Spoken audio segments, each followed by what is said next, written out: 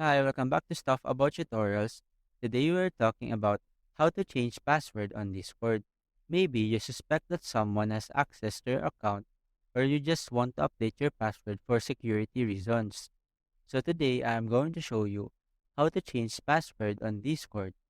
Check video description and I will try to leave the written instructions. So let's start. First, open your Discord application and log into your account. Once you are logged in, tap on these three horizontal lines at the top left corner of the screen. From the menu below, tap on this profile icon located at the bottom right corner of the screen. On this user settings page, select this account option. Here, under account information, tap on password. In this page, Discord will prompt you to enter your current password and your new password.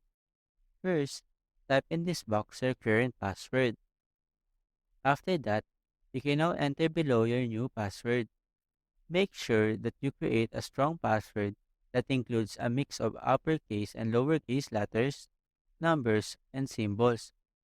Avoid using predictable passwords such as your birth date, pet name, or common words. Once you have entered your new password, tap on this Change Password button. After that, you now have successfully changed your Discord password. Remember, it is important to keep your account secure, so consider changing your password regularly and use a strong password. There you go.